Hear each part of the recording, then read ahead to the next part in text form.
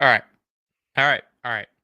I want to start the show with something very simple here.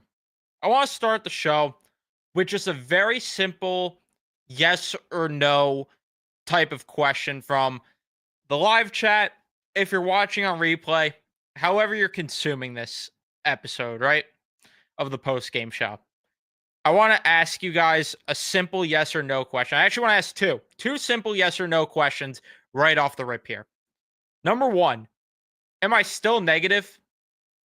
Like, should I still be ignoring the issues here? Is there nothing to see here? And number two, have you ever seen a team up until the New York Mets existence, right? Or I should say, up until tonight, have you ever seen an MLB team utilize the worst hitter in their lineup at the DH position? Because that is what we just witnessed tonight. I'm so tired of this crap with the runners in scoring position. I'm so tired of every single night talking about this shit. Round and around we go. I really do not care about the fact that Tyler McGill stunk, the fact that Max Kranick was garbage in his appearance today. I really do not care when this offense sucks. Heaven forbid this defense is good too, right? Because this team, like I talked about in the podcast episode, so fundamentally sound last season. Mark Vientos isn't making plays that little leaguers make. Francisco Lindor gets a ball hit to him at shortstop. No, why eat the ball there when you could throw it? Pete Alonso makes an error over at first base, and then here comes another run for the Yankees.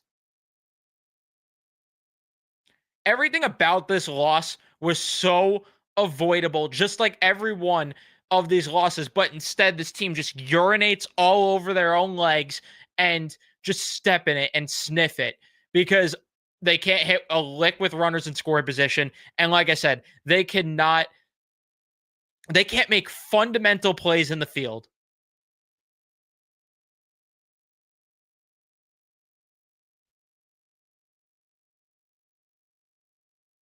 What an absolute joke this team is. And then Carlos Mendoza once again sleeping at the wheel when you have Starling Marte leading off in the ninth inning. Wave the white flag right then and there. But no. Wait a second, actually. Wait a second, because Tyrone Taylor's spot comes up in that ninth inning, right? And Tyrone Taylor had a double earlier in the game. But let's pinch hit Tyrone Taylor for McNeil now instead of pinch hitting the 0 for 3 Starling Marte. No, let's pinch hit Tyrone Taylor for Jeff McNeil instead. Right? That makes sense.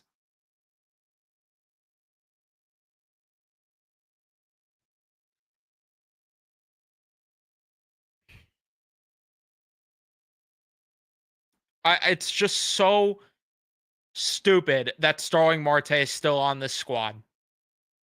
He's being forced down our throats for no reason. Robinson Cano was cut so quickly for this garbage type of performance. The same needs to be done with Starling Marte. Every single at bat is just a complete joke from him. Just pathetic every time he's up there. That at bat in the second inning. What do you think he did in that second inning? What do you think he did? What's the thing that he's been doing all season long? So take a wild guess. He struck out on how many pitches? Take a guess, because it's been the same thing all season long. Struck out on 3 pitches if you couldn't guess it. Comes up in a big spot in the 4th inning, and I can tell you right now, most DHs in the league come up in that spot with the bases loaded, or not the bases loaded rather, because Nimmo drove in the run. Sorry, you had 2 guys on the 1 out.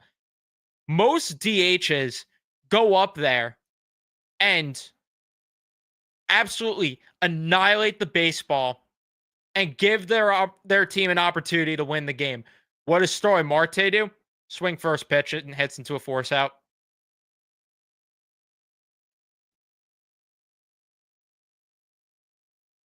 Cunha with a terrible at bat. But again, this isn't anything new, right? Like that's the problem here. This isn't anything new at all. And then again, Marte with a guy on second comes up, can't get the job done.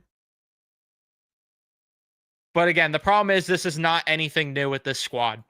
Just the inability to hit with the runners in scoring position. I've never seen anything like it. And you know what? The biggest thing that is concerning to me is what David Stern said to the media the other day when he was asked about the runners in scoring position thing. So he was asked about it, and I'm paraphrasing here, but he said something along the lines of, yeah, well, the results aren't there, but I feel the process is there.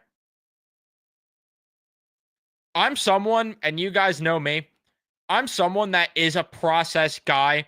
I like to think about the process with situational or just the process in general with baseball or with any sport. I like to view things in that lens of, is the process good enough? I'm sorry, what process is he seeing? Where is he seeing the process going well that I'm not? Because they're not striking out a lot with runners in scoring position. Great. So they're hitting into grounders instead. Because we know this team doesn't get sacrifice flies. They do not get sacrifice flies at all.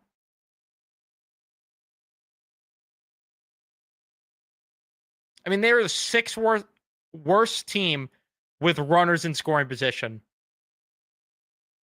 The Pirates and Rockies are the only teams behind them in the National League in batting average, that is.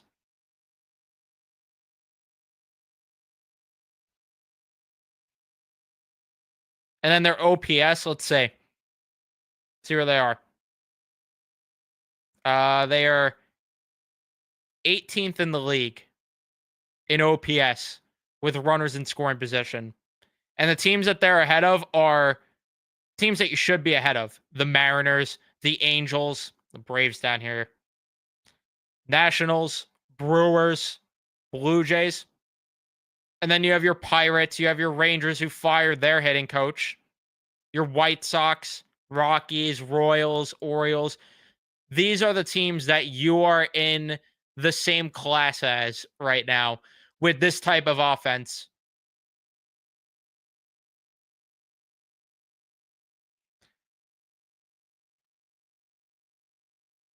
And it's gone under the radar too, how much Pete Alonso has not been good lately either.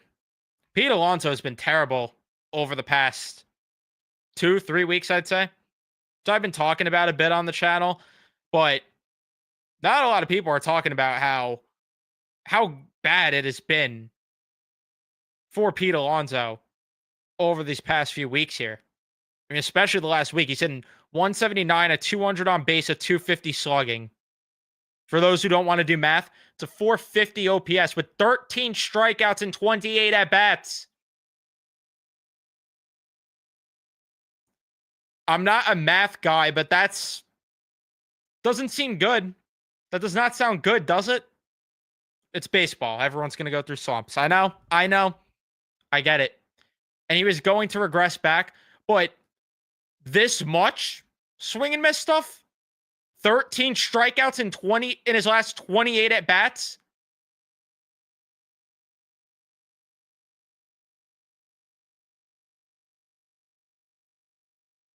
Come on. Come on. He needs to wake up.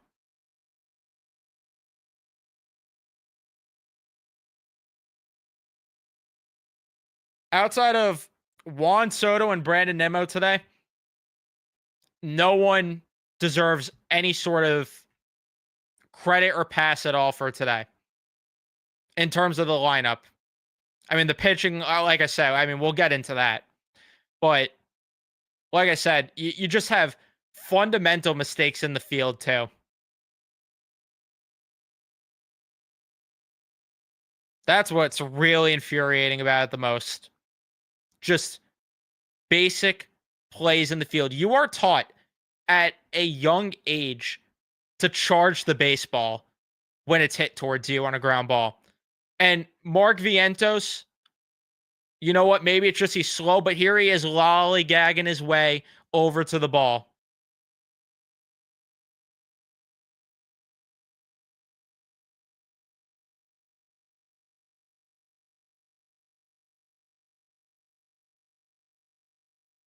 And then even on certain ground outs, I mean, it is painful watching him run down the baseline. Lindor does not get a pass either for his defensive woe because eat the freaking ball there. Eat the ball.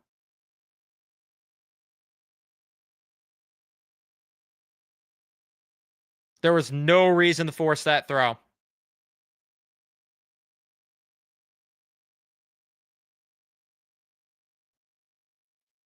You know what? I said I give Brandon Nimmo credit. Maybe I should actually rip on him because he actually hit with runners in scoring position today, which seems to be against the law around these parts. So maybe I should be ripping him instead, right?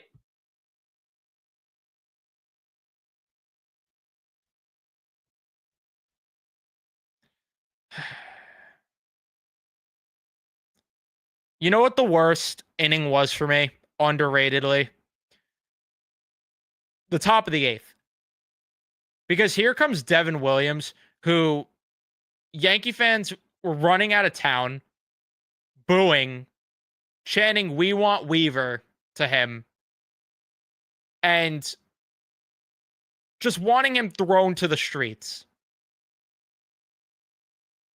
You have Alonso, Vientos, and Nimmo go up there. Man or a mouse? Man or a mouse? What are you going to be? A man or a mouse? Looked like a bunch of pathetic mice that you would find dead on the side of the road in Manhattan.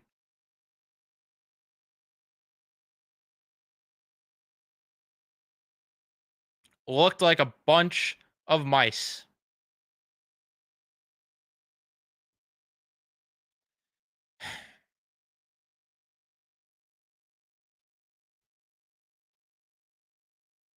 The biggest issue here is that now that Alonso's regressing back, it's only magnifying how bad the rest of this offense has been. That's really what it comes down to as well here. That's really what it is because, again, you're getting nothing from the bottom of this lineup at all. Nothing. I mean, you had a Tyrone Taylor double, which, again, pinch hit for him, but not Marte. No, heaven forbid, Mr. $20 million cheerleader takes a seat on the bench. Sorry, he actually does most of the time, but whenever he's in the lineup, get to the top of the order, buddy. Or get right in the middle of the order, buddy. To provide nothing. But a little bit of a duck fart single every now and then. Sorry, Alvarez had a couple walks today. I should give him credit for that, right? Acuna's been terrible at the plate lately, too. I mean, his approach just looks brutal. Brett Beatty's at bat, too, tonight. When he pinched it. Ugh. Wanted to vomit.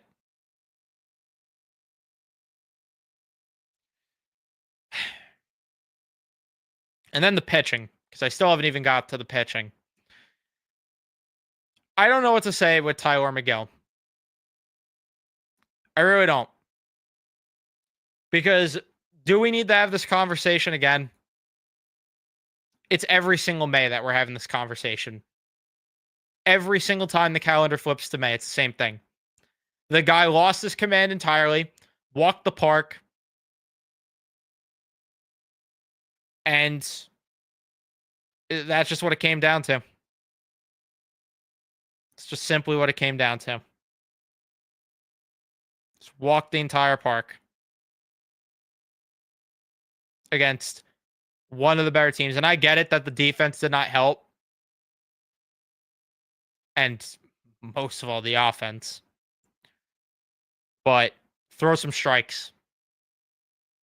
Throw strikes to try and get out of the inning, for crying out loud. But to play devil's advocate, I guess Max Kranick came in and threw strikes, and he didn't look great either. Yeah, Budo looks solid, I guess, today. And Nunez, I mean, there's one of the warning track. It was Yankee Stadium, but I thought Nunez was fine too. Even though he let a walk and a hit. But the thing is just I'm beyond blaming the pitching until the offense gives a reason to where I could actually blame the pitching. If this team put up even 5 runs tonight, even maybe 4 runs, I could sit here and say, you know what? Pitching, too much of a problem to win tonight's baseball game. Cannot do that. I cannot do that at all. Because should I be celebrating that Lindor got an RBI against Yuri De Los Santos?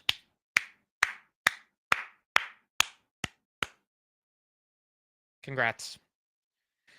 And this is why during the podcast, even though people did not want to hear it, this is why we had the conversations that we did. This is why we said to proceed with caution when talking about the record on all this other crap.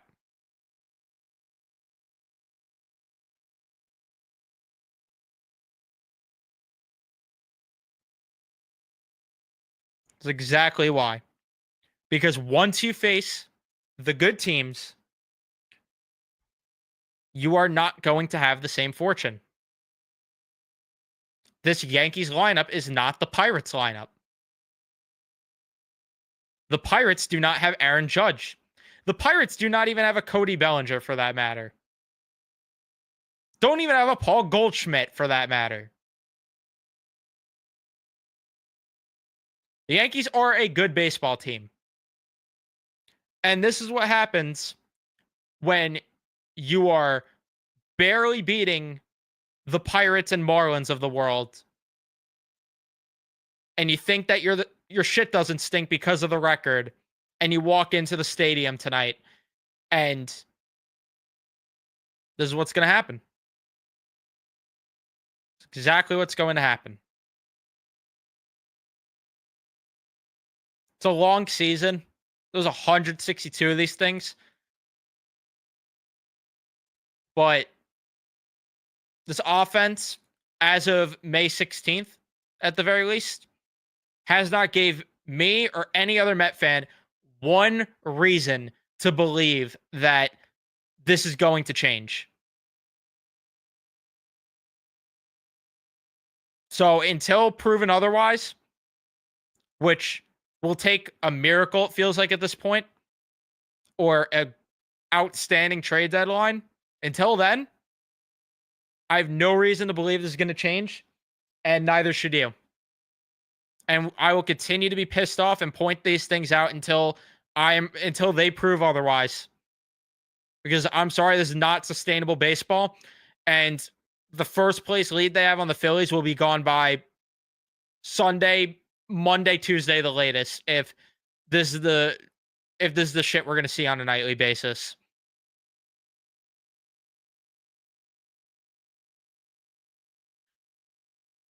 Underwhelming. Underwhelming as all hell.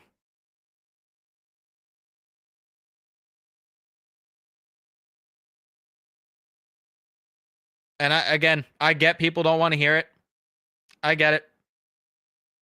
But I will gladly pump the tires for this team when they give me the reason to do it. Right now, they've just not gave me the reason to do it. And I tried in April. Believe me, I tried in April to look by all this and say, you know what? It's early. You know what? This team has too much talent to be underachieving this much. They'll right the ship. It's May. It's May. And here we are saying the same things that we were in March and April. saying the same exact things. Let me see what you guys are saying in the chat before I wrap things up here. 'Cause I've had it with this. I really have.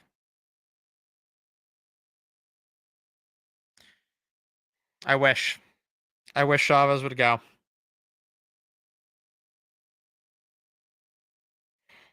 He has to go.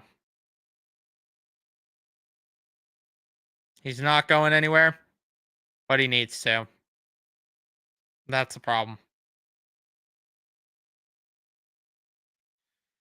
Not a body language expert, but May McGill looked like a dog on the street, cowering in a corner. Yeah, he did. He absolutely did. At this point, yeah. And the sad part is that the fact that we have to yearn for Brett Beatty to be playing third base and Vientos the DH. That tells you enough where you're at. That we have to be on our hands and knees for this. I want everyone to let that just digest for a minute. We're begging for Brett Beatty to get in the lineup because Starling Marte is that bad. Just let that settle in. How does that make you feel?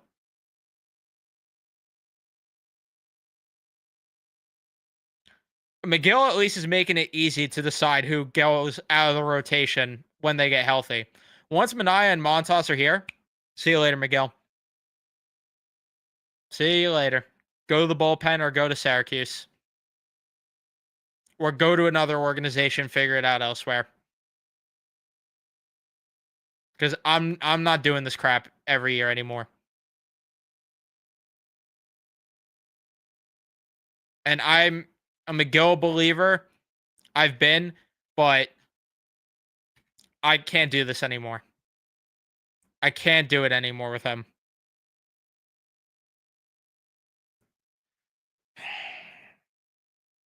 They don't even need a starter right now. I know McGill wasn't great. They don't need a starter. They need bats. And I laughed when Keith on the broadcast was talking about, he's just like, oh, Mendoza has so many great options to go to on the bench. Great options? Great options? Brett Beatty, great option. Jeff McNeil, great option. I mean, they're better than Marte, but great options? Great options.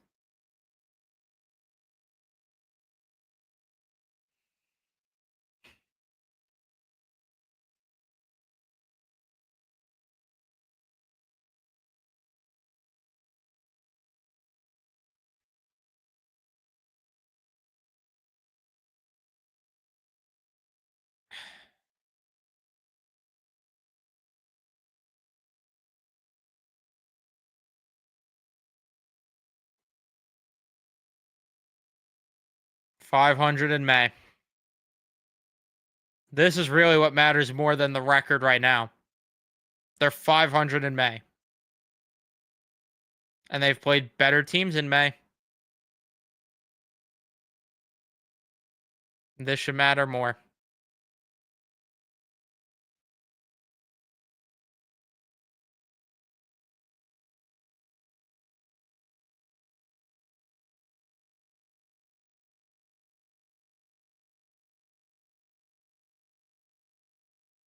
I could tell you right now as well. They're not winning this series against the Yankees. They're not. They had to win the first two games. I don't see them winning with Max Fried. Going against Max Fried.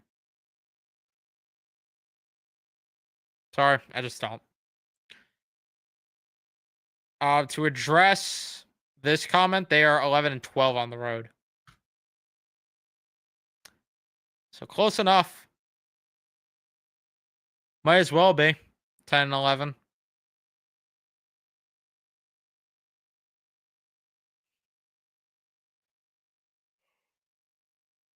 Yep. They are struggling against the better teams, Jake.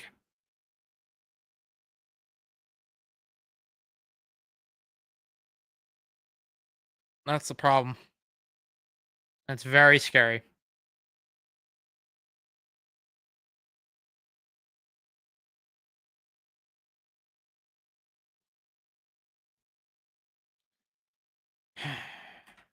All right. Think I'm done ranting. Think I got my frustration out. Even though I'm still pretty annoyed. At least the Knicks made the conference finals tonight to really ease my anger because